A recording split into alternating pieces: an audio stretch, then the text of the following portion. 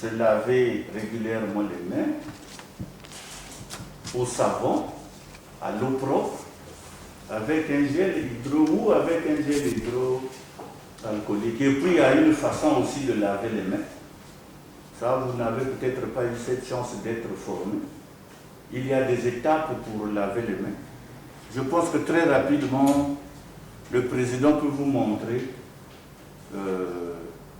les 5 étapes pour laver correctement les mains. C'est un exercice. Bon, moi, toute la vie, j'ai travaillé presque comme chirurgien. Et ça, c'est... Nous, on apprend à nous laver les mains.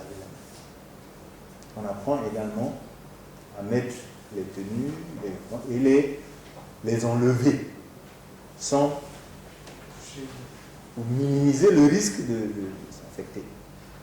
Et même la bavette, lorsqu'on la prend, on la porte, c'est pour se protéger, mais c'est aussi pour protéger le champ opératoire.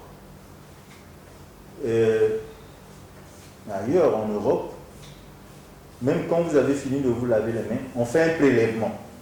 On envoie au labo pour savoir, parmi les chirurgiens là, qui ne sait pas bien laver la main. Quand la plaie s'infecte, on saura que c'est M. Bounsana qui ne s'était pas... Voilà, il a telle bactérie. Donc et après, on te suspend du bloc pendant 1 ou 2 semaines. Tu viens là seulement pour te laver les mains. Oui, oui. Parce que c'est très important. Parce que, si vous voyez que si c'est l'os, ça peut coûter l'amputation à quelqu'un. Parce que tu n'as pas fait bien. Donc, on nous demandait toujours d'avoir déjà les ongles, l'hygiène. Les chirurgiens, ils doivent avoir une hygiène des mains. Tu ne peux pas aller mettre tes mains dans n'importe quoi. Il faut faire attention. Il faut avoir les ongles bien taillés et tout. Comme ça aussi, quand tu vas laver, ce ne sera pas laborieux. Donc, la première des choses, c'est de l'eau courante. Hein? Abondamment d'eau. Et puis, je mets du savon. On se frotte une partie, l'autre partie. Hein? Ensuite, on passe d'un côté, de l'autre. Les espaces interdigitaux là. Hein? Il faut bien, parce que les interluminales, il faut bien les nettoyer. Ensuite, nettoyer les ongles, tout ça. Et on repasse au savon. Maintenant, lorsque on prend le mouchoir, on a essuyé d'un côté, c'est plié généralement en cas. On a essuyé. Et puis on prend l'autre côté. On passe. Maintenant, précautionnement, on a retourné, on prend l'extérieur de la main gauche, de la main droite, et puis poubelle. Et c'est en ce moment que, par exemple, nous, au bloc, je suis là. Il y en a qui pensaient que non, les docteurs, chaque fois avant d'opérer, ils plient. Ça n'a rien à voir avec la prière. Parce que les mains, tu ne peux plus les mettre au-dessus de la ceinture. Donc, tu les tiens là. Et puis maintenant, généralement, c'est les jeunes infirmières comme ça qui viennent vous habiller. Donc, elle amène la blouse, tu rentres, elle attache derrière, et puis tu vas mettre les gants. Voilà. Donc ça, et au moins pendant 45 minutes, 45 secondes, une minute, il faut se laver la main. Là, il y a des gens qui vont là rapidement. Parfois. Ouais. Après, il essuie surtout les pagnes. Les femmes, moi, je vois en le faire comme ça. Et moi, j'ai vu des femmes, même l'assiette du mari, elle essuie avec son. Vous n'avez jamais vu ça? Vous n'avez jamais vu ça? Si. Ils sont mariés. Tu n'es pas encore marié, c'est parce que. Il y en a même là, deux salango, ayoka kaka makambo ngazoloba. Donc. Voilà, donc il y a une hygiène spécifique pour le lavage. Et en dehors donc de lavage des mains, il y a aussi le port correct du masque. Attention, le problème c'est de ne pas porter le masque, mais de le porter correctement. Le porter correctement signifie que le nez et la bouche couverts. Vous voyez?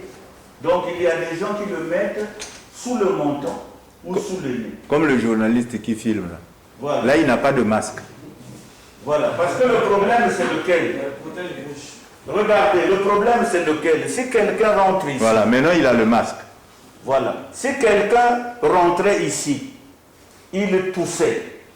Nous sommes dans un endroit fermé et nous avons des splits. Donc, les postillons, la salive, les particules vont rester dans la salle pendant au moins 40 minutes. Donc, si la personne inhale, il suffit seulement que quelqu'un baisse son masque, inhale, tous nous serons contaminés. Les gens ne le savent pas. En dehors de la distanciation physique, il y a ça aussi. Voilà pourquoi il faut bien protéger le nez et la bouche, parce que ce sont les portes entrées du virus. Le virus a besoin de muqueuses pour rentrer. Donc lorsque nous parlons, il y a des fines gouttelettes qui sortent de la bouche, qu'on appelle les postillons. Donc la personne postillonne et les fines gouttelettes, si ça tombe dans les lèvres par exemple, ou dans les yeux, le nez, le virus à ce moment-là. Et ça, puisque vous serez dans les marchés, il faut insister sur le port correct du masque, le lavement régulier des mains, ne serait-ce que ça, pour les vendeurs, pour ceux qui viennent acheter. Parce que généralement, devant les aliments, qu'est-ce qu'on fait? On parle, on négocie.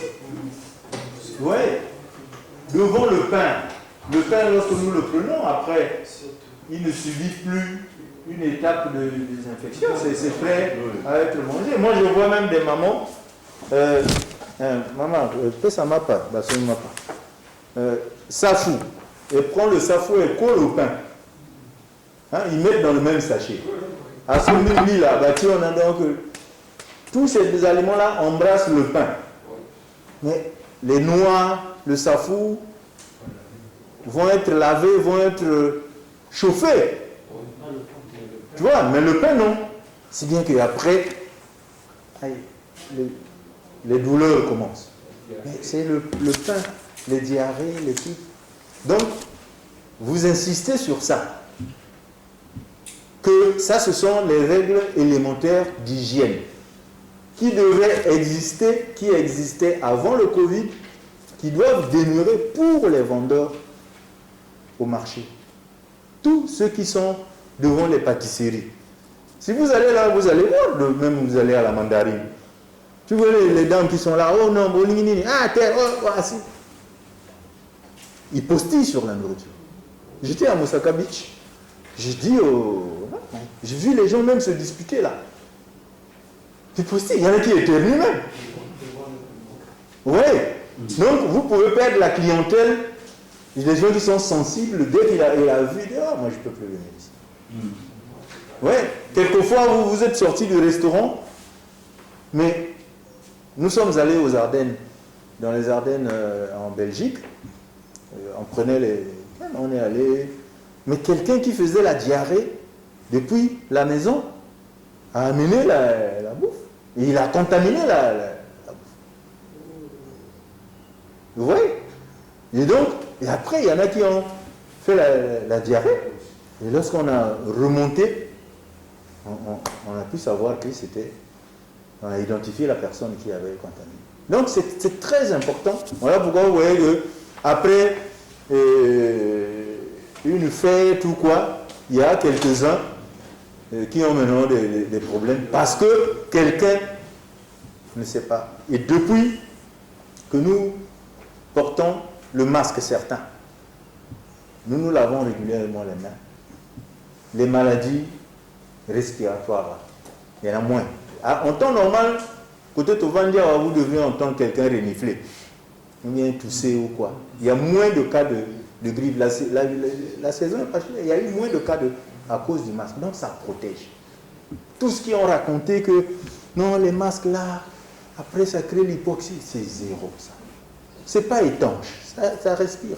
Oh non, on recycle l'oxygène, c'est des histoires. Sinon nous qui avons travaillé toute la vie, chaque matin je me levais, on rentrait au CHU là, 7h du matin, on est au bloc, on sort de là quelquefois 19h. On était toujours comme ça, il y a eu quoi? J'ai pas de problème. J'ai 63 ans aujourd'hui, mais ça va. Tous les autres tests sont encore valables. Bilan positif, largement positif. Et hier, le directeur de cabinet, ça je peux vous le dire, des ministres des grands travaux, asthmatique. Il n'est pas, il ne s'est pas passé une année où il a passé la saison sèche comme ça, sans problème. Parce qu'au moindre contact d'un allergène, la poussière ou quoi, ou même un parfum fort, c'est fini. Il faisait une crise. Et depuis qu'il a pris sa deuxième dose, donc toutes les vacances là sont passées comme ça, il a oublié qu'il était asthmatique. Donc le vaccin a boosté son immunité, a renforcé. Donc c'est important, voilà pourquoi on dit les personnes vulnérables, surtout quand ils ne sont pas malades, doivent prendre le vaccin parce que ça va renforcer. Donc ceux qui vivent des rumeurs là, ils vont regretter certains. Et la dernière mesure connue de tous, c'est le respect de la distanciation physique dans les lieux publics, qu'on ne respecte pas dans les lieux de transport, au marché, dans les supermarchés, à l'école. On ne respecte à l'université, on ne respecte surtout pas la distanciation physique. Parce qu'il y a ce qu'on appelle le déni de la maladie. Les gens pensent que la maladie n'existe pas, mais attention, ce n'est pas parce que vous n'êtes pas malade que la maladie n'existe pas. Il y a des gens qui sont paludéens à Brazzaville, mais il y en a d'autres qui sont piqués par le moustique tous les jours et qui n'ont pas le palu. Mais ça ne veut pas dire que le palu n'existe pas. C'est là où nous commettons des erreurs. C'est là où nous commettons des erreurs, voilà pourquoi il y a ce relâchement-là. Dans les enterrements, il y a des embrassades à l'église, ce n'est plus comme avant, comme entre guillemets les mabonzas ont diminué, donc il faut bourrer les églises. Donc on ne respecte plus les 1,50 m. Mais nous, on ne doit pas faire comme eux. Comme on le dit dans la Bible, mon peuple périt faute de connaissance. Donc ils ne savent pas. Le plus souvent, quand il y a un coup de feu, regardez seulement dans les quartiers, s'il y a un incident quelque part, la police a tiré. Comme chez nous avant-hier, il y avait un championnat et puis on a marqué un but à la dernière minute et on a attaqué l'arbitre qui a fait le mur. Il s'est retrouvé de l'autre côté du PSP et la police est intervenue. On est obligé de tirer. Quand on tire, le plus souvent, moi j'ai eu des amis militaires, quand on tire, le militaire il a le réflexe de s'abriter d'abord, de regarder où on a tiré. Mais le civil, il va tirer où? Vous voyez, c'est parce qu'ils ne connaissent pas les dégâts que peuvent faire une arme. Donc, mais d'abord abrite-toi. Observe un temps, abrite-toi. Vous voyez, or le militaire, dès que vous tirez, il s'abrite et il regarde d'où vient le coup de feu. C'est à ce moment-là, maintenant, il sort précautionneusement la tête et puis tout le corps. Mais le celui, va tirer, dans le corps. Même ceux qui étaient dans les parcelles sortent. Ils vont même là où on a tiré. Là où on tire, là où sortent les balles. Vous voyez? Donc ça, c'est le comportement des gens. Ils ne font pas exprès, mais leur intelligence se limite là. Mais nous, on ne doit pas faire comme eux. Nous sommes des gens avertis, des gens éclairés. Donc, nous devrons apporter la connaissance aux autres. Et je pense que c'est le rôle qui vous est donné. Les gens vaccinés. Vous voyez, nous parlons en matière de vaccin, ça va arriver, parce que pour que je ne perde pas. puisqu'on parle des variants, si tu as déjà appris à lutter contre la vipère, hein? Tu as appris comme ça à lutter contre la vipère. Tu as les techniques pour lutter contre la vipère. Et lorsque tu es en face du mamba, contre quelqu'un qui n'a jamais été confronté à la vipère, je crois que les réflexes ne sont pas les mêmes. C'est ce qu'il dit. Celui qui a déjà vécu par exemple la guerre, il a vu comment on évite les balles, qu'il faut tout de suite se coucher. Et contre quelqu'un qui n'a jamais traversé ça, c'est pas pareil. Voilà pourquoi, si tu as pris ton vaccin, ton organisme est déjà préparé. Et si c'est un variant qui arrive, même l'organisme là-bas, il saura que, ça, tu vois, il y a déjà des réflexes. Donc c'est ça. Voilà pourquoi on se prépare. On prépare également l'organisme à réagir, à stopper, à contrôler le virus.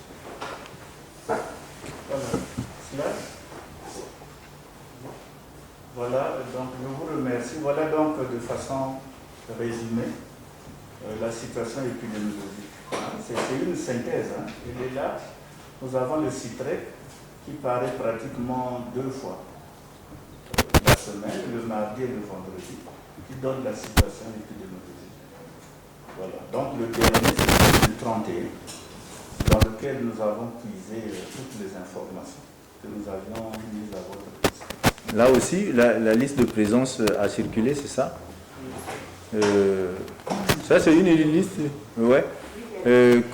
Écrivez bien vos adresses e-mail, bien les numéros de téléphone dans le WhatsApp ou quoi, pour que chaque fois qu'on vous partage le site REP, pour que vous ayez les informations actualisées. Hein? Vous ne faites pas comme Vox TV qui de temps en temps affichait là les informations périmées. Et les gens nous posaient les questions, donc ne faites pas.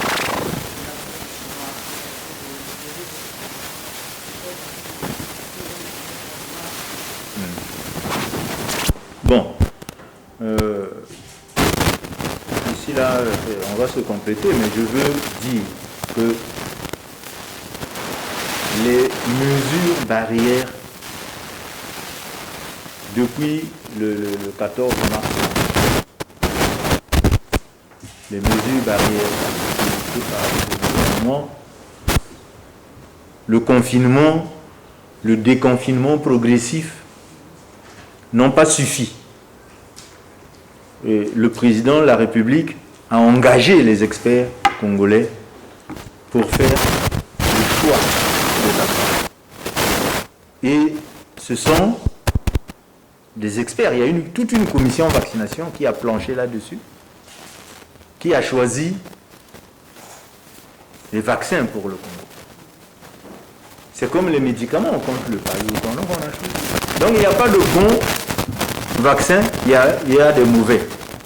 Non. Il y a plusieurs médicaments contre le palud. Il y a plusieurs médicaments contre le diabète. Maintenant, par rapport à chaque cas, les médecins, les spécialistes, ils sauront. Lorsque vous voulez par exemple mettre un disjoncteur dans votre maison, ce n'est pas vous qui choisissez le disjoncteur. C'est l'électricien qui va regarder par rapport à la charge et va dire non, c'est tel disjoncteur qui vous convient. Et les vaccins, les médicaments aussi, c'est pareil, c'est ce que nous faisons. Nous évaluons d'abord la personne. On voit par rapport à ton poids, ton âge, les maladies que tu as, les médicaments que tu prends. D'habitude, on te dit, tu prends tel médicament et à tel dosage. Lui, il va prendre par exemple matin, midi, soir, mais toi, on te dira, tu prends matin, soir. Donc, tous les vaccins sont bons. Nous avons le vaccin Sinopharm, chinois. Le vaccin Sputnik V, le vaccin russe, qui a reçu même l'agrément de l'OMS. Et maintenant, nous avons reçu le vaccin Johnson & Johnson en monodose. Je crois qu'à partir d'aujourd'hui, il va être également disponible. Et j'espère que vous êtes tous vaccinés. D'où sa question, sa préoccupation. Donc, ouais, mais et ça, ça me dérange que vous alliez sensibiliser, communiquer sur le vaccin alors que vous-même, vous n'êtes pas vacciné. Donc, vous n'êtes même, là je me lève, vous n'êtes même pas convaincu. Vous doutez, attends. Vous-même, vous avez le doute. Ça veut dire que quelque part même c'est difficile de convaincre. L'autre jour, devant le ministre ici, j'ai dit combien de nous ici ont convaincu leurs épouses? D'habitude, ce sont les femmes. Hein, madame, vous me direz si je mens. Je sens que vous avez un peu plus de sagesse que les autres ici. Que ce sont les femmes qui se préoccupent beaucoup des problèmes de santé à la maison. La vaccination, c'est les femmes. Vous voyez? Et là, les femmes se posent. Le mari a pris, mais la femme, je n'ai pas envie de lui poser la question parce que c'est sûr que madame n'a pas encore pris. Bon, vous voyez?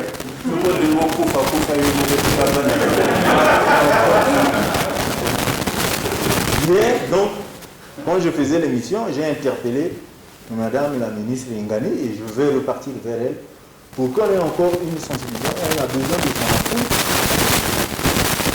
des organisations, des féminines là, pour qu'ils comprennent que c'est elle qui doit. On va dire maintenant aux hommes, moi c'est à ajouter au PC sur baiser. Hein, tout ce qu'on a dit là, voilà. Hein? Oui? En fait, par rapport à ce que vous venez de dire tout à l'heure, en fait, moi, par rapport à mon cas, moi, je suis toi qui connais. J'ai presque un mois et quelques jours et en sortant de là, moi, j'avais de faire 6 mois avant de prendre le vaccin. Parce qu'on avait déjà développé. Qui a dit 6 mois? Quand on a fini, à la clinique, quand on est sorti du. Qui a dit? Qui? On sait. Mais le médecin qui nous suit. Donne-moi. Je ne maîtrise pas tout le monde. Comment nous, c'est-à-dire, vous vous occupez des gens, mais ils ne vous connaissent même pas de même pas. Yo, vous dites la Covid, là où les gens mourent. Et ils rentrent avec le masque. Mais combo. Tout le monde qui vient en fait, c'est ce qu'ils avaient dit. Oui. Par rapport au traitement qu'on avait suivi, on devait attendre 6 mois avant de prendre le vaccin. Maintenant, moi, je vais te faire un papier. Tu iras au laboratoire national. On va te faire le dosage des antibiotiques, des anticorps. Hein? Pour voir quel est ton degré de protection. Effectivement, l'immunité naturelle est la meilleure. Peut-être que parmi vous également, il y a des gens qui ont souffert de Covid sans se rendre compte. Il y a beaucoup de Congolais comme ça. Peut-être qu'au moment où nous recherchons même l'immunité collective, là, peut-être qu'elle est atteinte. Il y a beaucoup de gens, surtout que les gens qui présentaient les signes de la grippe, du palu, quoi, craignaient maintenant d'aller à l'hôpital sous prétexte qu'on leur diagnostic le Covid. Et il y en a il y a eu beaucoup de cas de décès à domicile. Parce qu'ils craignaient d'aller. Moi j'ai vu à Kojemo, on a menacé le personnel, on a même tapé. Dès lors, ils ont dit, ah, bon, il faut appeler l'équipe là, je crois que si ça peut être un Covid. Tout de suite, les parents ont menacé le truc. Et il y en a qui sont sortis des services de santé pour aller mourir à la maison.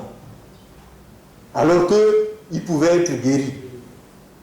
Tu vois, comme elle dit là, si elle est partie à l'Eyounou, c'est qu'elle était symptomatique. Elle était symptomatique. Et si elle était à la maison, peut-être qu'elle serait partie. Là où elle s'assoit là, le DG Kayatobi de l'agriculture et de l'élevage était également d'abord à la Concorde, parce que là-bas c'était des cas asymptomatiques.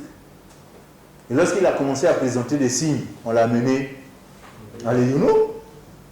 Mais il nous dit ici qu'il a vu la mort. Oui. Et surtout lorsque tu entendais que dans la salle d'à côté, quelqu'un est décédé. Il était arrivé hier, il est décédé. Et tu vois, pouf, le courant est parti, il n'y a plus d'oxygène. Alors toi tu es sous oxygène, on dit qu'il n'y en a plus. Vous voyez un peu. Le professeur Kwambon, pour ceux qui le connaissent, il était à l'Eyolo. Il allait mourir. Kwambon. Oui, le cancérologue. Du CHU, oui. Parce qu'il y a des gens, jusque-là, il y a des gens qui sont dans le déni. Il y en a qui pensent que c'est de l'imagination, il n'y a pas la maladie. Vous voyez? Donc tout ça, vous devez avoir tous ces arguments-là lorsque vous êtes en face des communautés. Vous voyez? Donc, j'ai une autre question. Donc, sinon, on avait dit 3 mois après. Donc, maintenant, là, si tu as encore un bon dosage, tu peux ne pas. Parce que tu es protégé. Tu es protégé. Et donc, on avait demandé, même nous qui avons pris, moi j'étais la 9e personne à avoir pris le vaccin. 9e, le jour là, lorsqu'on a commencé. 15e. Vous voyez? Et d'abord, nous, il y avait une psychose. Hein? Il y avait une psychose. Les gens craignaient. Quand la ministre Nicolo, les jeunes, la dame là, nous, on arrive au ministère là-bas, elle nous dit il y a une réunion dans son bureau. Ok. Chacun vient avec son calepin, les trucs. Et puis après, elle ordonne qu'on ferme tout le ministère en bas là-bas. On est venu nous faire des prélèvements. Ça, c'était le premier prélèvement. Le professeur est venu avec le texte là. Oh!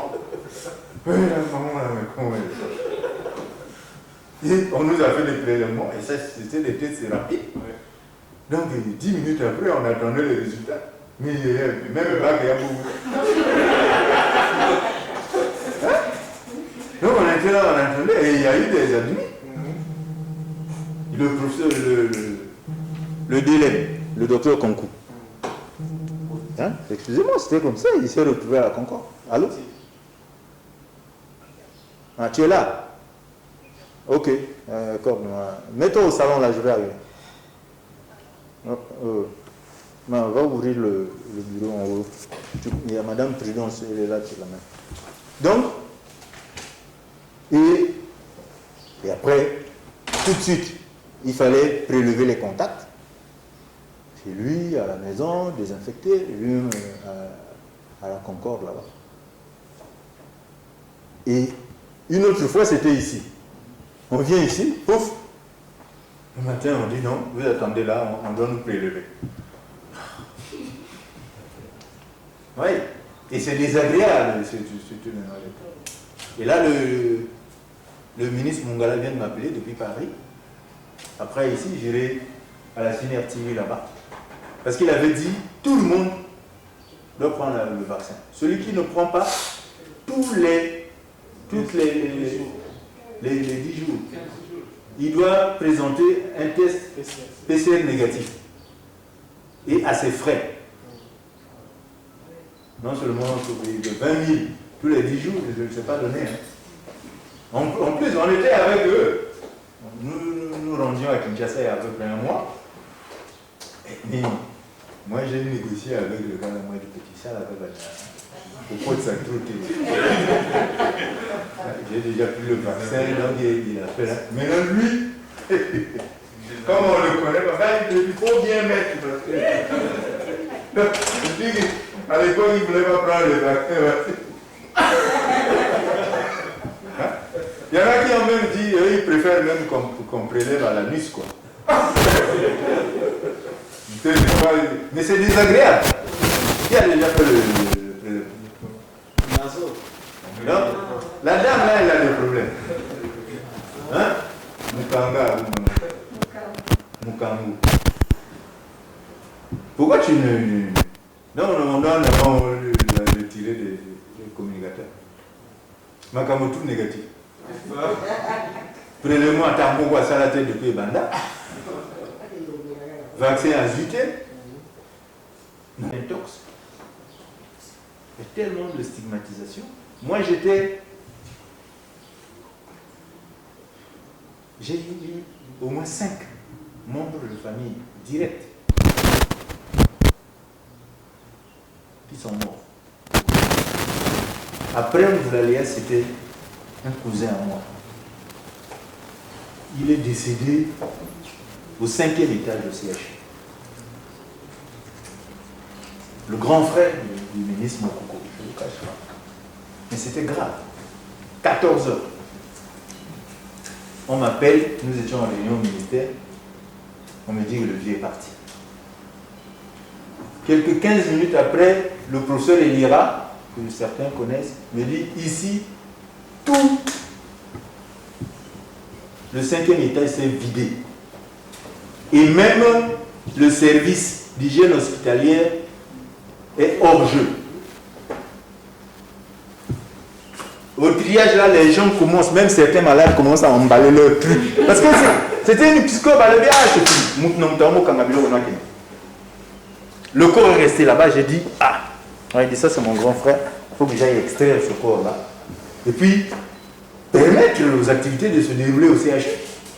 C'est pour la première fois que moi, j'ai mis les tenues d'hygiéniste. Parce qu'il y a des gens qui font ce travail-là. Mais les gens ont fui. Je suis allé au pont funèbre là, on m'a donné le sac mortuaire là, à travers la fenêtre. Donc même ceux qui sont là-bas, docteur, des pointes de pied comme ça ils m'ont donné. On a fabriqué le cercueil, on est allé avec le cercueil, pour continuer à ascenser, pour que la cercueil est dans le 5e étage. Pour mettre le corps dans le sac mortuaire, désinfecté, et faire la mise en bière. 2 des hygiénistes, c'est l'autre. Je suis resté seulement avec Landry au bois. L'autre, Sorel, Nalini. Ils étaient 2. Ils sont restés. Oh non, nous on vient par les escaliers. Je dis ok. Nous on prend l'ascenseur. Moi je me dis, bon, peut-être parce qui m'a rendu cercueil. Nous on est rentrés. Il était balèze le vent. Donc le grand cercueil là, le Kambala en plus. Nous on rentre là. Bon, la prière pour un coup fatigué. Ouf, on arrive au 5e là-bas. Non? Lorsqu'on sort,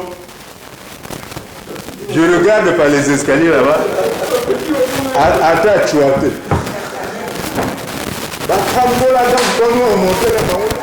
Quand je rappelle, oh non, vieux, maman, le binanda, mais toi tu es fou. Heureusement que j'avais les 2 enfants. Ils tenaient à regarder comment on va faire la mise en bière de leur papa. Son petit frère de même père, même mère, médecin. On est là-bas, moi je lui dis, oh, mais comment César, mais ouais, sans aucun papier. Vous voyez? Mais après, même au niveau de la famille, les neveux, aujourd'hui certains ont compris. Moi je dis, souriez que moi, qui de vous allait prendre ce risque-là pour faire le corps là allait dormir là. Le lendemain matin, le professeur ministre aujourd'hui, Jean-Rosel Ibarra, me dit, il faut qu'on aille de nouveau désinfecter le service. Parce que le personnel ne croit pas que vous avez désinfecté. Oui. Donc, moi je pense que il faut vous protéger. La vaccination, c'est la seule stratégie qui nous a permis de vaincre les grandes endémies dans ce monde. La polio aujourd'hui. Regardez aujourd'hui, vous avez une jeunesse. Attends, au départ, le Congo, c'est parce que vous cuisinez avec les cousins. Que les mariages consanguins, c'était. Il y a eu polio.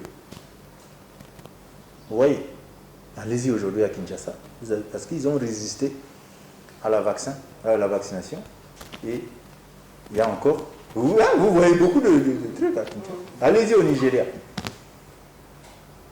C'est parce que même l'ivermectine là, contre la cécité des rivières là, mais c'est maintenant que ça passe. Les gens, ils refusaient.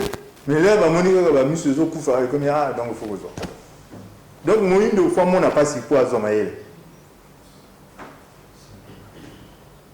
Est-ce que vous comprenez? Donc, tu avais encore une question? Attends que le... En fait, notre question c'était de savoir qu'est-ce qu'on doit faire avant de prendre le vaccin. Je prends une personne qui a dormi sous. Et puis le lendemain matin, est-ce qu'il peut aller prendre le vaccin? Bon, c'est une très bonne question. C'est venu souvent. C'est comme on disait les femmes enceintes. Hein? L'autre jour, on a posé la question à une femme, et toi, la gros, non, ça fait 3 heures. On dit bon. Mais en réalité, il n'y a pas de lien entre l'alcool et le vaccin.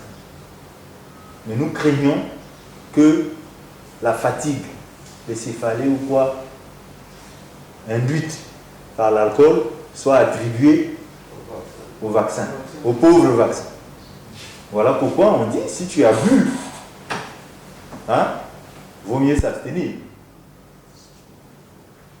Donc, si tu as pris une bière, moi je suis sûr que moi le jour où j'avais pris mon vaccin là, j'avais pris ma bière, peut-être même la journée la même ou quoi.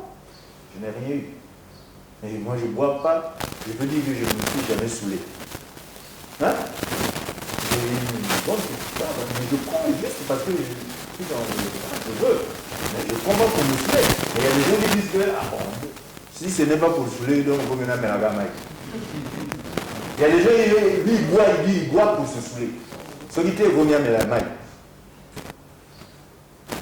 Donc, tu peux prendre ton vaccin. Mais non, pour éviter que ça soit attribué au truc. Donc, si tu as pris la veille, tu attends le lendemain. Il n'y a aucun problème. C'est comme la question du bain. C'est pas interdit de se laver. Tu te laves, mais là où tu as pris, pour éviter peut-être qu'il y ait une réaction locale, tu ne frottes pas là, tu ne mets pas le savon. C'est tout. Les femmes enceintes, les femmes allaitantes, on a dit, il n'y a pas assez de recul par rapport à ces vaccins-là. On a dit également, il faut attendre. Mais maintenant, là, il y en a qui pensent que même les femmes enceintes peuvent prendre. C'est comme l'âge. Les vaccins, nous avions la possibilité d'avoir AstraZeneca, mais tellement il y avait des choses dites au sujet d'AstraZeneca, nous avions suspendu cette commande. Mais d'ici là, peut-être qu'on va renouveler. Tout le monde est un mot pour rien. Vous n'avez pas entendu des milliers des millions de morts dans le monde parce qu'ils ont pris AstraZeneca. Non. C'était des gens. Il y a un collaborateur à nous qui avait ses problèmes d'yeux. Quand il a pris, bon, et Tomboki, on a dit, oh non, lui, les yeux là, il fallait MAPI, il fallait pas évacuer. Non. Ça n'avait rien à voir. Il n'a jamais été évacué, le voilà au ministère là-bas. Il met les costumes, il se balade là. Vous voyez? Et donc, il y a des gens qui sont anti-vaccins, qui véhiculent Donc, si tu es diabétique, si tu es hypertendu, et que tu es en pleine crise, tu règles d'abord cette crise-là. Après, tu vas prendre le vaccin. On vous a dit que le monsieur-là, asthmatique, le vaccin lui a permis maintenant de vivre mieux. Donc, ce sont les gens fragiles, eux, ils doivent se protéger dans ce vaccin. Oui. En fait, notre question est de savoir que si une personne a pris ces 2 doses de vaccin, est-ce qu'il y a une possibilité, une forte possibilité que la personne ne puisse plus contacter une localité? Même la rougeole. Hein? Vous avez vu que les enfants ils prennent le vaccin contre la rougeole, mais les enfants ils font encore la rougeole. Ils peuvent, certains, mais ils ne font plus la forme grave. Est-ce que tu vois? Il n'y a presque pas de décès. Donc c'est pareil pour le vaccin contre la Covid. Maintenant, pour des gens qui ont quand même pris le vaccin, dans des doses qui ont suivi aussi un traitement, mais après ils développent des symptômes plus graves. Parfois, ils s'entraînent même à la mort. Il y en a, c'est-à-dire tous ceux qui ont pris, c'est ce qu'il a dit ici entre temps. Il y en a qui sont immunodéprimés. Voilà, il y a des gens qui, parmi nous, là, on se promène, là, peut-être il y a des gens qui ont le VIH. Il est immunodéprimé. Donc, nous sommes aux pays, ça va, on dirait, en entonnoir, hein, et quoi qui est bini. Son organisme ne permet même plus. Il y a des gens qui ont des problèmes. Il est cancéreux, il est ceci, donc son état basique là ne lui permet pas de recevoir donc, le vaccin et de développer les anticorps neutralisants. Celui-là.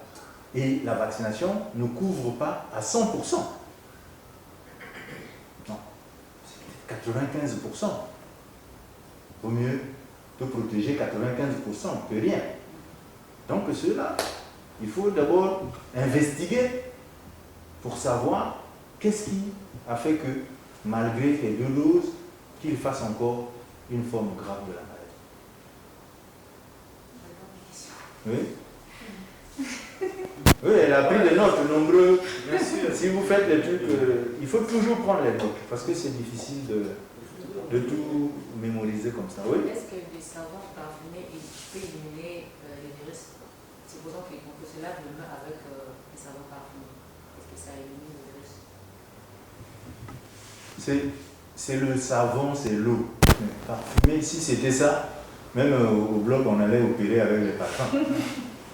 Est-ce que tu vois? Donc, non, je crois que ça, c'est l'eau, comme on a dit. Et le savon même, Yamakaya Bouana, quand on opérait, c'est le savon simple là. Maintenant, parfumé, si c'est du savon, non, le parfum, même lorsque ça là, même Tangaou, Sibanini, hein, les gens y mettent du citron, il y a qu'on a repris ça solo, ce n'est pas ça. Donc, je crois que ça, il faut se laver les mains, il faut se laver régulièrement les mains. Parfumé ou pas, je crois que. Président, excusez-moi, lorsque nous avions mené la campagne de sensibilisation des acteurs communautaires, les chefs de quartier, chefs religieux, les journalistes, les faiseurs d'opinion, ils nous ont posé un certain nombre de questions que je voulais quand même ramasser ici parce que vous serez confrontés à ça. Oui. On va vous dire que dans les réseaux sociaux, il est dit que si vous prenez le vaccin, vous serez stérile. Oui, ma Michel, c'est-à-dire, attends, c'est très important ce qu'il dit. Puisque nous avons eu déjà le retour, nous étions avec les confessions religieuses, avec les élus locaux, Les crieurs, les chefs de quartier, les relais communautaires, les chefs de quartier. Donc, on a déjà certaines questions qu'au marché, vous n'aurez peut-être pas. Donc, vous devez anticiper. Lorsque vous faites la communication, vous anticipez déjà sur certaines questions. C'est ce qu'il va partager avec vous. Moi, je prends votre question pour ne pas trop faire attendre la personne qui m'attend là-bas. Oui, en fait, on voit dans le pays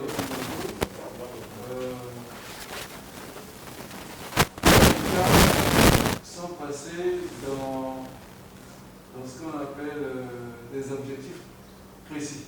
C'est-à-dire qu'ils ont fixé des pourcentages de vaccination au niveau de leur population pour atteindre l'immunité collective. Au niveau de l'Afrique centrale, à partir de notre pays, je voudrais savoir quel est l'objectif du Congo en termes de vaccination. C'est-à-dire, est-ce que pour le Congo, atteindre 60% de vaccinés voudrait dire qu'on a atteint l'immunité? Ou 80%? Quel est le but de la vaccination au Congo? Les objectifs. Et ça, vous n'avez pas suivi la présentation? Ça a été dit là. Ça a été dit. Oui. Bonjour madame. C'est madame la conseillère qu'on pourra plus maintenant? Si. Parce que je me dis, est-ce que 10% c'est serait pas. Nous, on veut atteindre 60%. Et avoir les 60% là, il faut qu'on vaccine. Si on vaccine ne serait-ce que les enfants de 16 ans là, ils sont à peu près 60% à partir de 16. Donc ça, on pourra déjà atteindre l'immunité. Donc nous avons également des objectifs. Nous avons des objectifs à atteindre. Donc à vous de bien sensibiliser pour mobiliser les gens et qu'ils adhèrent au vaccin. Donc moi je vois rapidement le... Vous allez revenir? Oui, oui. Mais après, je crois qu'on va même leur demander, quand ils... Ça, c'est ce qui est, donc c'est la cible. C'est ce qu'on doit... Maintenant, j'évoquais un problème, je disais qu'il y a un certain nombre de questions qu'on va vous poser, que je voulais quand même poser ici, et comme ça, on va vous donner des réponses. Et quand vous allez faire vos communications, vous abordez déjà ces problèmes-là dans vos présentations. Ils vont vous parler de la fiabilité des vaccins. Est-ce que les vaccins sont fiables? Oui, les vaccins sont fiables parce que ça protège, comme il l'a dit, à 95%. Ou près de 90%. Et le vaccin, la vaccination, c'est le moyen le plus sûr et le plus efficace pour lutter contre la maladie. Toutes sortes de maladies. Ils vont vous demander aussi le délai de vaccination après avoir été testé positif au Covid-19.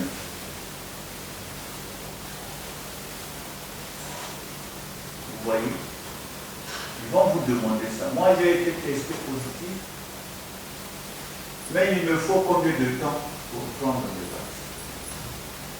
C'est pas 1 mois, c'est pas 2 mois, mais c'est 3 mois après avoir été testé. C'est 3 mois. Ça, ils vont vous poser. Quelles sont les précautions à prendre avant l'admission d'un vaccin? On nous a parlé quand nous avions fait la sensibilisation à l'université Denis Sassou Nguesso, on nous a dit que 24 heures avant de prendre le vaccin, il ne faut pas prendre des excitants. Les excitants, nous les connaissons, attention, le piment aussi, c'est un excitant. L'alcool, toutes les boissons énergisantes, ce sont des excitants. La cola, Coca-Cola, les tramadol, ce sont des excitants qu'il ne faut pas prendre avant la vaccination. Et comme on n'avait pas assez de recul, voilà, les citrons, voilà, sans le savoir. Il ne faut pas prendre donc les excitants. On n'avait pas assez de recul et on craignait pour les femmes enceintes. Je pense que le docteur Mika nous a dit qu'il n'y a pas de risque. La durée du vaccin dans le corps humain. Ils vont vous poser ce genre de questions. Quelle est la durée d'un vaccin dans le corps humain?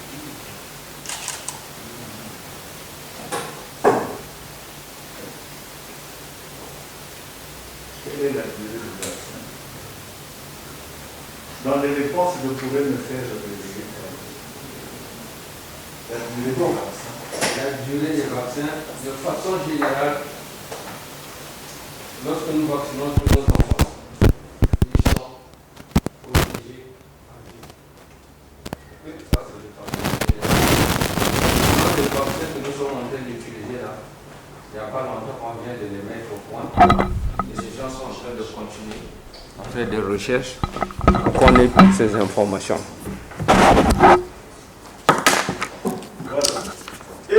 Les gens vont vous poser aussi quelle est la différence entre les deux vaccins, le Sinopharm et le Sputnik V. Voilà. Ce que vous devrez savoir, c'est que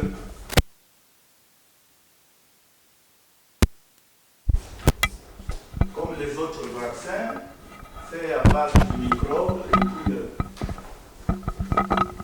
mais celui de Sputnik V, c'est un vaccin fait à partir de l'ARN messager.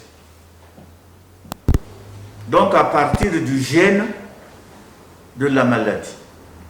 Donc c'est ça la différence. À partir du gène responsable de la maladie. Or, l'ARN messager, pour ceux qui ont fait biologie, c'est l'ARN messager qui prend le message pour le véhiculer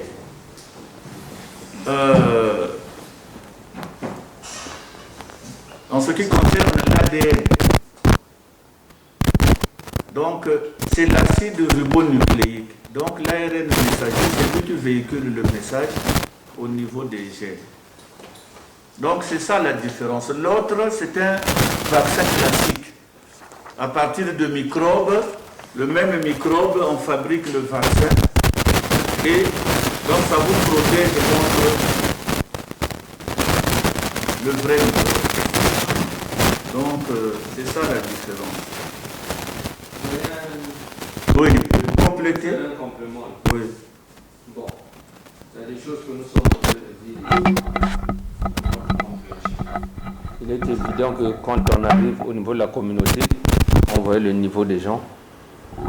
Il y a des choses comme vous allez dire, par exemple, l'ARN, ils ne comprendront rien. C'est sûr.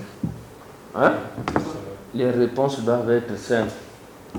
Ce sont des vaccins faits par deux nations, donc dans la fabrication, ça n'a pas été fabriqué de la même manière, il y a des différences. Nous, on a même 3 nations, il n'y a pas que 2. Okay. Il ne faut pas rentrer dans l'ARN, machin, tout ça. Vraiment, le bas peuple ne comprendra rien, mais ça, on peut dire pour nous. Oui, au niveau où nous sommes ici. On va vous dire aussi. Oui. Parce que le problème, c'est que c'est eux qui se rendent sur le terrain. Oui. Nous, on veut que vous leur donniez les éléments de langage pour qu'ils puissent les transmettre à la population. Oui. Parce que là, vous parlez de l'ARN. Maintenant, quel est le langage simple que les communicateurs... Oui, effectivement. Voilà pourquoi on a dit, mais le problème, c'est lequel? Avant de donner le langage simple, il faut connaître vous-même ce qui est scientifique d'abord.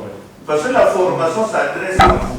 Les éléments de langage, on a vu qu'il y a des éléments clés, des messages clés qu'on va mettre à votre disposition. Donc, le langage simple, c'est celui degré.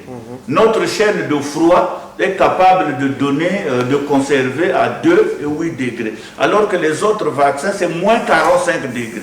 Ce qui n'est pas possible avec le problème que nous connaissons de l'excès dans la vie. Donc, c'est ça qui a poussé le gouvernement à faire le choix de ces 2 vaccins. Donc ça, ce sont les arguments que vous devrez donner. Voilà. Quand nous disons chaîne de froid, il faut parler en termes simples. C'est par rapport à la conservation. Ça, c'est un vaccin que nous pouvons, nous, conserver. Il y en a qui demandent que... voilà, des appareils plus sophistiqués nous en donnons. Voilà. On va vous poser aussi, mais quel est le délai entre les 2 doses? Pour une personne qui a pris une première dose, quel délai pour prendre la deuxième dose? Parce que les délais avant c'était 2 semaines, après 21 jours, on s'est rendu compte que, parce qu'on n'a pas assez de recul, donc tous nous sommes en train d'apprendre et puis il faut appeler là-bas quand ils font des recherches, ils vont vous dire que c'est 1 mois. C'est 1 mois, donc avant c'était 15, après 21, après on s'est rendu compte qu'après 1 mois on peut prendre et ça a évolué. Voilà, 2 mois même, 90 jours. Il est en train de soulever un problème très important. On pourrait être confronté à ce problème-là. Comment aujourd'hui vous dites ceci, demain vous dites encore ceci. Donc vous n'êtes pas sûr. Mais c'est tout simplement parce que ce vaccin-là, il n'y a pas longtemps qu'on les a mis au point. Et donc les recherches sont en train de continuer. Chaque fois qu'ils font des recherches, qu'ils constatent qu'ils ont de nouvelles informations, ils nous les donnent et on actualise. Voilà. Parce que surtout avec les câbles, hein, cette question-là, ça me va. Donc on sache. On vous dira quelle est la tranche d'âge pour prendre, oui. Vous n'avez pas bien précisé le délai avant de prendre la deuxième dose. Ah, le délai c'est jusqu'à 90 jours. Aujourd'hui avec le recul. Ça c'est pour. Là, c'est Sputnik Oui, V. pour Sputnik V. Maintenant pour l'autre. Pour le Sinopharm, C'est 3 semaines, 21 jours. Oui. Vu que vous avez dit que les règles, les écarts de jours sont encore expérimentales, ça change au fil des... Oui. Est-ce qu'il est sage de dire à la population que le vaccin est expérimental? Est-ce que ça Non, il n'est pas expérimental, mais on n'a pas assez de recul. Ce n'est pas expérimental. On a déjà expérimenté sur les gens, ça a été homologué, on a donné des avis, mais seulement on n'a pas assez de recul, on n'a pas assez d'informations. Parce que ça a été fait. Vous savez que le vaccin, pour qu'il soit administré avant, c'était 4-5 ans. Mais ça, en moins d'une année, on a trouvé le vaccin. Pourquoi? Mais c'est parce que, bon, je ne veux pas rentrer dans les termes scientifiques, mais c'est parce que sur les gènes, on est suffisamment avancé. Et puis on a mis beaucoup de moyens. On a mis beaucoup de moyens parce que le monde était en danger, les États ont apporté beaucoup de moyens et ils ont travaillé d'arrache-pied. Il y a eu des volontaires aussi. Voilà, et puis il y a eu beaucoup de volontaires sur lesquels on a testé le vaccin. Mais seulement au fur et à mesure, on essaie de voir le comportement des personnes. Donc ils sont en train d'avoir des informations. Mais ça ne veut pas dire que c'est expérimental, non. Mais on n'a pas assez de recul sur les vaccins. On va vous demander la tranche d'âge. Je voulais compléter le doyen. Ça se fait par étapes. Les étapes de l'efficacité du vaccin. Tout de suite, ils sont dit, comme c'est déjà efficace, au lieu qu'on puisse continuer à attendre, on peut déjà lancer la vaccination. Nous connaissons ce que les États-Unis ont connu comme problème, les problèmes socio-économiques. C'était vraiment très grave déjà, l'Angleterre, tous ces pays-là. Ils se sont dit, si on continue avec ce rythme, chercher à confiner les gens, ça coûte cher, ça va déstabiliser les économies, ça va mettre les pays à terre. Étant donné que les vaccins sont déjà là, on peut maintenant les étapes, au fur et à mesure que nous avançons, il y a des recherches qui continuent à observer. Par exemple, pour le vaccin contre le paludisme, contre le palu, hein? C'est un vaccin, ils ont déjà dépassé une première phase. Maintenant, là, ils sont rentrés dans la troisième phase. Mais c'est demain que ce sera prêt. Parce que ça ne se fait pas avec la vitesse des vaccins contre le Covid ou la Covid. Voilà, donc ils vont prendre tout le temps pour observer. Maintenant, à la fin, ils auront toutes les informations, ils publient les choses une fois pour toutes. Bon, ça, on donne ces informations parce que vous pouvez vous retrouver devant des intellectuels. Les intellectuels ils cherchent vraiment à comprendre ces choses-là. Mais le bas peuple n'a pas besoin de tout ça. Voilà, donc ils vont vous demander, mais la tranche d'âge, nous on a des enfants là-bas, est-ce qu'on peut les vacciner? Voilà, ils vont vous poser ce genre de questions.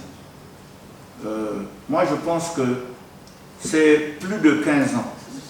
Pas 15 ans, c'est-à-dire à partir de 16 ans et plus. On peut vacciner, mais dans d'autres pays, on est descendu un peu plus bas.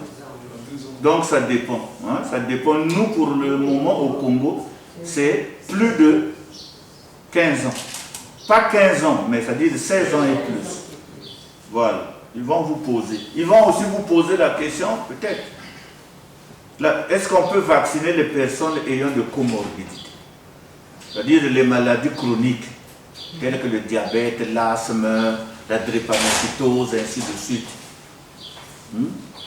L'hypertension artérielle ou bien l'insuffisance rénale. On dit oui, mais seulement il ne faut pas qu'il soit en situation de crise. S'il est en situation de crise, nous allons connaître ce que l'ancien journaliste là, Hilaire Kimbassa, a connu. En étant en situation de crise, la famille lui a dit, ah, allons prendre le vaccin. Et quand il a pris le vaccin, malheureusement, la mort s'en est suivie. Donc ce n'est pas dû au vaccin, mais le fait que déjà, en situation de crise, il était déjà immunodéprimé. Donc quand le vaccin arrive encore avec sa force, ça l'a précipité. Encore faut-il, s'il y a un lien. Mais ce qui est vrai, c'est qu'après cette vaccination-là, il a trouvé la mort. Donc voilà pourquoi, comme on n'a pas assez de recul, c'est mieux quand on est en situation de crise de ne pas se faire vacciner. Et puis, avant même de la diminution du vaccin, on regarde si votre tension est normale. Si vous êtes hyper tendu, c'est vrai que vous êtes éligible à la vaccination, mais ce jour-là, on vous dira que non. On va vous faire reposer si on constate que la vaccination est très... la tension est très élevée, on vous dira de revenir un autre jour. Donc ça, on vous posera ce genre de questions. Oh non, repars chez toi. Attention, la tension. Si la tension est très élevée, on ne peut pas vous vacciner. Donc il y a ça. Les personnes donc souffrant des comorbidités, il y a aussi les personnes vivant avec VIH. Hein. Il y a ça aussi. Si vous êtes en situation de crise, comme par exemple il n'y a plus des antirétroviraux, hein, vous vous sentez mal en point, vous ne pouvez pas prendre. Puisque déjà votre corps n'est pas assez fort pour résister. Donc ça c'est interdit. Maintenant pour les diabétiques, les gens, parfois, il va prendre le vaccin, mais il a un taux de sucre élevé. Non, mais c'est pas bon, c'est ça. Il faut que vous soyez dans un cas où votre taux est normal. Il y a des diabétiques comme ça. Il y a des diabétiques, moi je prends le cas de mon frère aîné. Lui depuis 93, il est diabétique. Aujourd'hui, il a 63 ans. Vous voyez, il a toujours son taux stable parce qu'il a des moyens. Lui, il a travaillé dans le pétrole, donc ce qu'il achète par mois, c'est 150 000. Pour que l'hypertension et le diabète soient vraiment stables. Et c'est comme ça. Mais maintenant, si vous avez par exemple 4 degrés, ah non, ça c'est dangereux. Vous voyez, vous pouvez rentrer dans le coma. Mais le taux normal pour une personne qui souffre du diabète, c'est 0,6 et 1,2. C'est ça. C'est entre 0,6 et 1,2. C'est ça la norme.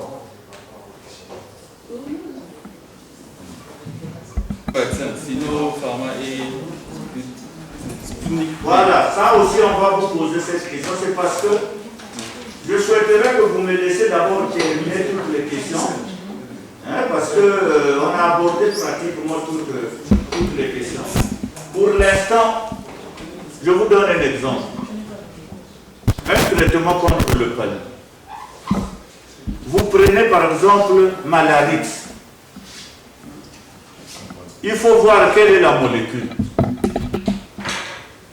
Vous voyez, quelle est la molécule?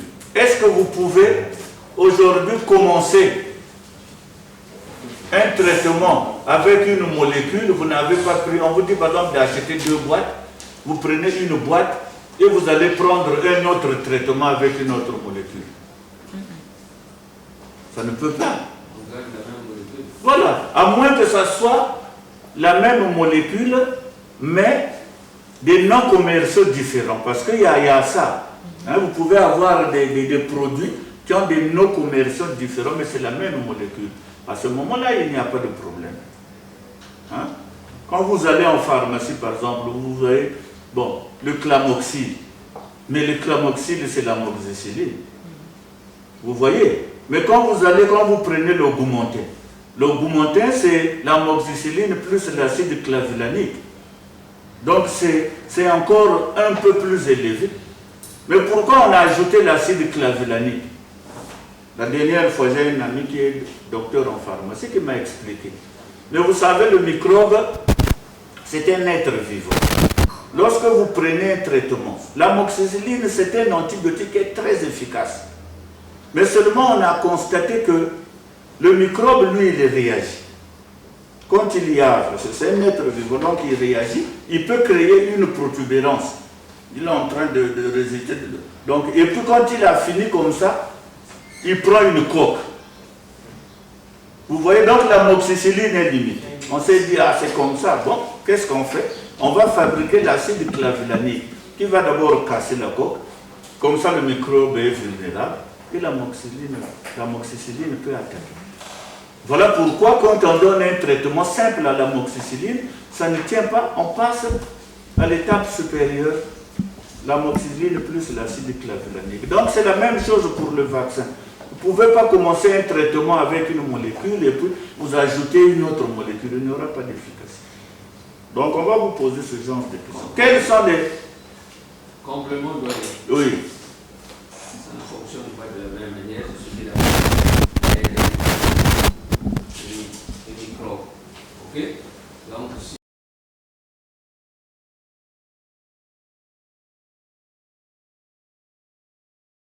quels sont les délais normaux de fabrication?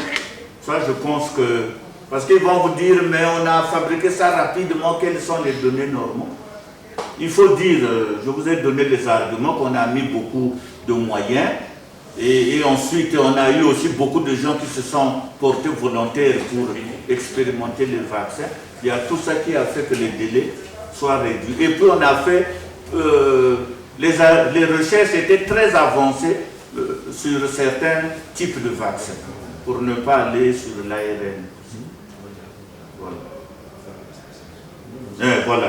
Donc il y a aussi la question de la fiabilité des vaccins actuels qui ont été fabriqués en si peu de temps. Voilà. Bon, les conséquences en cas de dépassement de délai de vaccination. Voilà. À supposer que vous avez pris la première dose et un événement a fait que vous ne prenez plus la deuxième dose dans les délais. À ce moment-là, quelle est la conduite à tenir? Quelle est la conduite à tenir? Vous qui êtes dans le centre de vaccination, si vous avez pris la première dose et que dans les 90 jours pour le Sputnik et 21 jours pour Sinopharm, quelle est la conduite à tenir? Est-ce que vous repartez à zéro ou bien... Pour ceux qui avaient pris les Sputnik, oui. Quand les gens reviennent ici, le délai était déjà au-delà. On est en train de leur administrer le Sputnik Light. On a une dose. Voilà. Au lieu de leur demander de reprendre la première dose pour ne pas les fatiguer, c'est comme ça qu'on en fait. Maintenant, ça c'est pour les Sputnik. Maintenant, ceux qui ont pris le Sinopharm. Mais non. Le délai est dépassé. Non, l'exemple que je viens de donner, c'est pour le Sinopharm. Parce que le Sinopharm, c'est en 2 doses. Oui. Oui. Donc la première dose, on te donne le délai. Mais quand les gens, pour une raison ou une autre, reviennent bien après, ça veut dire que la première dose là tombe. Donc quand ils reviennent, ceux-là, on est en train de leur administrer directement le Sputnik Light. Au lieu de leur demander de reprendre la première dose, ensuite la deuxième dose. Ah, donc on abandonne maintenant le Sinopharm. Voilà, on leur donne le Sputnik. Voilà. Donc des questions auxquelles vous allez répondre. Voilà. Quels sont les risques encourus par les personnes non vaccinées? Mais les personnes non vaccinées, tout le monde le sait, sont exposées, sont vulnérables. Quels sont les effets indésirables des vaccins? Il y a ce qu'on appelle les MAPI, les manifestations adverses post-immunisation. C'est-à-dire les réactions qui peuvent subvenir après avoir pris un vaccin. Le vaccin, écrivez MAPI, M-A-P-I. Manifestation adverse post-immunisation.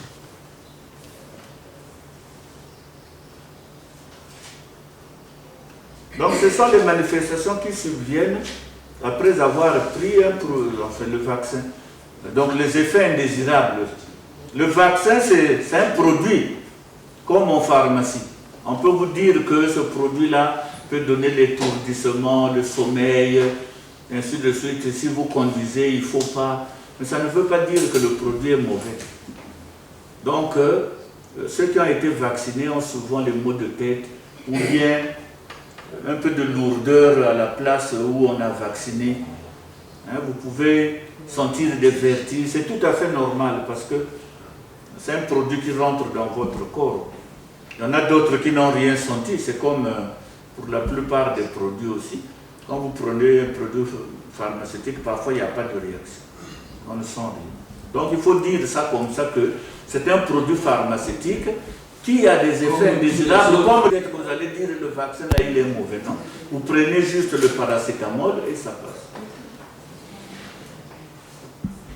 Donc il y a donc des rumeurs pertinentes qui disent que si vous prenez les vaccins, ça réduirait l'immunité des personnes vaccinées et dans 2 ans, vous allez mourir. Voilà. Souvenez-vous, quand il y a eu les moustiquaires imprégnés là, on a vu une vidéo d'une dame au Canada, on a dit ne prenez pas les moustiquaires là, ça tue, tout ça là. Ça a circulé. Mais aujourd'hui, ça fait la 3e année ou la 4e année qui est mort sous une moustiquaire. Personne. Donc les gens qui donnent les fausses rumeurs aussi se comportent comme des variants. Donc ils changent au fur et à mesure. Ils trouvent des stratégies pour décourager les gens. Et là-dedans, il y a des professeurs, il y a des médecins. Attention, ce n'est pas parce qu'un professeur a dit une chose que vraiment c'est une vérité. Hein? Il y a les vaccinosceptiques. Jusqu'à présent, il y a des gens, malgré ce qu'on dit, qui ne se vaccinent pas. Pour preuve, entre nous ici, il y a des gens qui craignent encore, parce qu'ils se disent qu'ils n'ont pas assez de recul. Surtout les jeunes dames. Moi, je veux me marier demain. Mais si je suis stérile, qu'est-ce que je vais devenir? Moi, c'est Abela Milangi, Aza Koba, Abotakate Tchakou. Parce que les perroquets ne s'accouplent pas, devant les gens, c'est dans la forêt. Donc si tu as 2 tchakou mâles ou femelles, ils vont rien vous donner devant les gens. Eux, c'est dans la forêt qu'ils s'accouplent. On ne sait pas quel est le mode d'accouplement. Peut-être c'est en plein vol, peut-être vous venez le mettre dans un cage et vous voulez que dans une cage et puis vous voulez que les gens puissent se produire. C'est pas possible. Vous voyez? Un complément de sur ce point-là. Il y a des gens qui ont démontré que quand vous êtes convaincu de quelque chose et que vous êtes en train de communiquer, vous transmettez facilement votre conviction. C'est-à-dire celui à qui vous parle, il sera facilement. Et lorsque vous n'êtes pas convaincu vous-même et que vous voulez dire des choses à quelqu'un d'autre, c'est comme quelque chose qui doit sortir. On se dit d'abord, ah.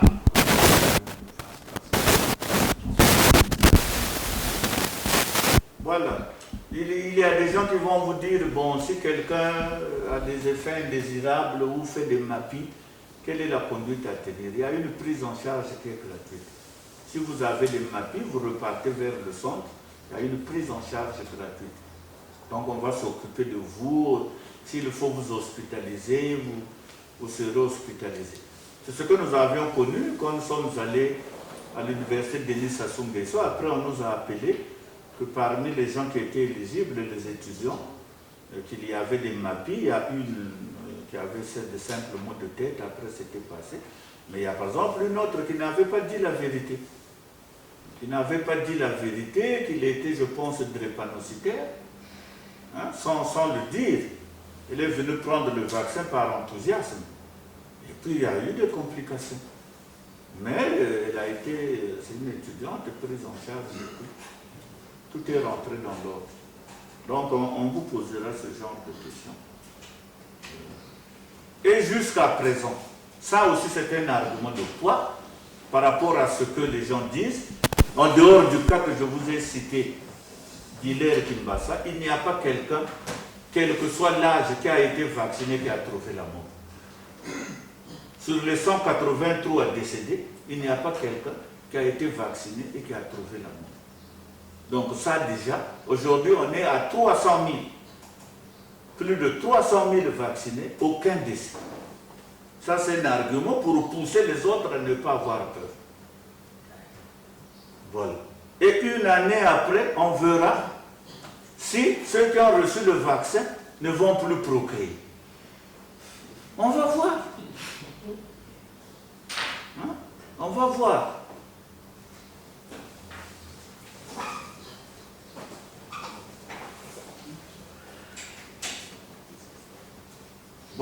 Aujourd'hui, pour le cas de la vaccination, on est en train de dire, vous voyez, on vous dira que la vaccination n'est pas obligatoire. Mais c'est que les mesures édictées par le gouvernement sont, c'est vrai, nécessaires, mais ne sont pas suffisantes. En dehors de ça, le virus continue à circuler. Et il n'y a que la vaccination pour donner une réponse définitive. Mais comme il y a le déni de la maladie, et puis il y a une résistance à la vaccination, méfiance, on est donc obligé, il y a une obligation qui ne dit pas son nom. Lorsqu'on vous dit par exemple que pour aller légaliser un document dans une mairie, il faut vous faire vacciner. À ce moment-là, c'est une vaccination obligatoire. On vous dit pour vous inscrire à l'université, il faut vous faire vacciner.